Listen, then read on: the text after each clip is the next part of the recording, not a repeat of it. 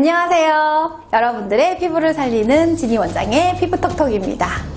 오늘도 여러분들의 피부를 살려드리기 위해서 궁금한 점들 알려드릴게요. 나비 좋은 모공, 코 모공에 특히 효과가 좋은 프로그램은 뭐가 있나요? 케어는 뭐가 있나요? 이렇게 많이들 여쭤보고 있습니다. 프락셀, 인트라셀, 알라딘, 또는 아쿠아필 등등등 이것 중에 뭐가 제일 효과를 보나요? 라고 저에게 많이들 물어보세요. 어떤 것 같으세요? 효과 보셨나요? 많은 분들이 효과를 보기도 했다, 또는 잠시 그때뿐이었다, 전혀 효과가 없었다, 다양하게들 말씀하시는데, 특히 나비존에는, 코에는 효과를 본 사람들이 거의 없다고 그렇게들 저에게 하소연하시는 분들이 되게 많았어요. 얼마 전에 나비존에 프락셀을 받았는데 오히려 붉어지기만 하고 이 도장 자국처럼 빡 이렇게 이거 흉지는 거 아닌가요? 하면서 오시는 분이 있어서 그분의 이야기를 조금 해드리면, 이렇게 꽝꽝꽝꽝 찍어내는 그 프락셀을 너무 힘들게 정말 울면서 받았다고 해요. 너무 충격적이어서 마취가 안 된 건가요? 하고 물어봤는데 마취된 겁니다 라고 얘기하셔서 자기 눈물을 흘리면서 3회 받고는 도저히 못하겠다라고 포기하시면서, 그러고 나서 포기 상태였다고 합니다. 하지만 포기했는데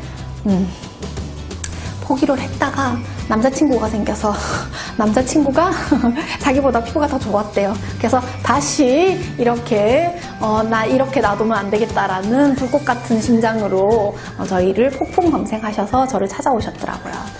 그래서 특히 이런 분들 제가 많이 봐왔긴 한데, 특히 이분의 김모양의 특히 경우는 체질적으로 레이저가 안 맞는 분이셨어요. 그래서 오늘 그 얘기 좀 구분을 하실 수 있도록 어떤 게 더 효과가 좋을까라는 이야기로 구분을 해드리도록 하겠습니다.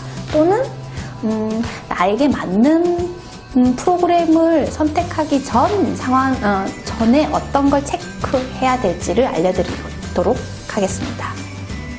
자, 대부분은 여기 코 모공에 좋은 거, 나비 모공에 좋은 거, 또는 볼에 여드름 없애는 거, 이거에 따라서 레이저를 할지 필링을 할지 또는 아쿠아필 이런 여러 가지를 나누기도 하시는데요. 사실은 피부에 따라서가 아니고 체질에 따라서 또는 라이프 스타일에 따라서 선택을 하시는 게 더 현명하다고 생각해요. 어떤 거냐면, 체질에 따른 건 아주 튼튼하고 건강한 피부고 유분이 좀 많은 피부라면 어떤 레이저 시술을 하든지 효과 볼 가능성이 되게 높습니다. 하지만 아까 김모양처럼 면역이 떨어져 있는 체질적으로 비염이라든지 아토피가 있다든지 또는 알러지성 체질이 조금이라도 있다든지, 그래서 얇고 붉음증이 있고 이런 분들이라면 레이저 시술을 저는 권하지 않아요. 왜냐하면 열이 동반하기 때문에 열로 인해서 피부 안쪽에서 또다시 수분이 증발하고 피부 사막화 현상이 일어나면서 피지량이 급격히 나중에 다시 되돌아가는 현상을 계속해서 반복한다는 거죠. 그러니 내 피부에 따른 거, 내 체질에 따른 거 꼭 구분하셨으면 좋겠어요. 두 번째, 생활 습관 같은 것들도 좀 체크를 해보셨으면 좋겠어요. 체질적으로 피지량이 많은데 나는 약을 먹는 걸 별로 거부감이 없다. 그러면 약을 복용하시는 게 제일 빨라요. 그런데 나는 체질적으로 피부 면역 기능도 떨어지고 몸의 면역 기능도 떨어져 있는데 약 복용 같은 것들을 하는 것은 추천하지 않아요. 왜냐하면 면역 기능이 떨어져 있는데 굳이 그런 약을 복용해서 다시 피지량을 감소시키는 그런 건 지금 당장은 도움이 되더라도 장기적으로 봤을 때는 안 된다는 거죠. 약을 복용한다면 장기전으로 생각하시고 하셔야 됩니다. 또 이런 분들이라면 피부 면역 기능과 체질적으로 면역 기능이 떨어져 있는 분들이라면 수분과 유분, 이 보습을 굉장히 잘 해주시는 게 훨씬 효과가 높아요. 그러니 또 이 부분에 있어서 체질이나 생활, 라이프 스타일 이런 것들을 체크하셔서 선택하는 게 제일 좋으시죠. 자, 그럼 100만 원을 썼는데 10만 원을 효과를 볼 수밖에 없고 10만 원을 썼는데 100만 원의 효과를 더 볼 수 있게 하는 방법이 있어요. 뭐냐고요? 레이저 시술을 받던 또는 어떤 필링을 받던 어떤 케어를 받던 아주 효과가 좋은 걸 받기 전 사전에 먼저 준비하고 가셔야 되는 것들이 있어요.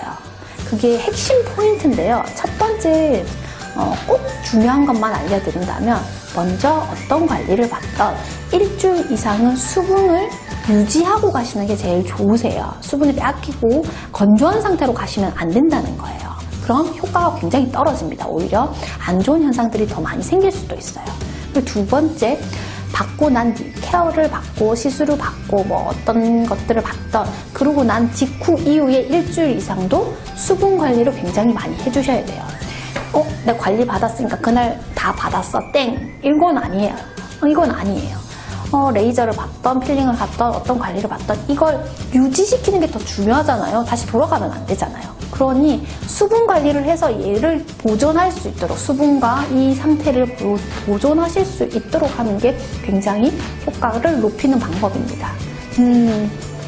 자, 여기까지 조금 더 정리를 해드리면 앞전의 이야기들을 나비 모공, 코 모공, 모공에 있어서 특히 효과가 좋은 아쿠아필 프락셀, 또 알라딘 등등 중에 뭐가 있냐라고 물어볼 때 이것만 체킹하세요.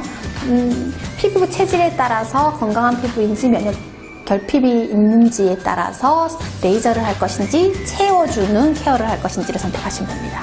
그리고 생활 습관에 따라서는 체질적으로 나는 피지량이 많다 하면 약을 복용을 도와주시는 게 좋습니다. 하지만 체질적으로 면역 기능이 떨어져 있는 분들이라면 수분 관리의 위주를 선택하시는 게 제일 좋으세요. 됐죠? 그리고 두 번째 중요한 팁. 어떤 케어를 받으시던 수분 관리가 사전과 사후에 꼭 이루어지셔야 돼요. 오늘 정리 여기까지 해드렸는데요. 어때요? 도움이 되셨나요? 도움이 되셨다면 좋아요, 구독 꼭 눌러주세요. 다음에도 좋은 정보 가지고 오겠습니다. 안녕!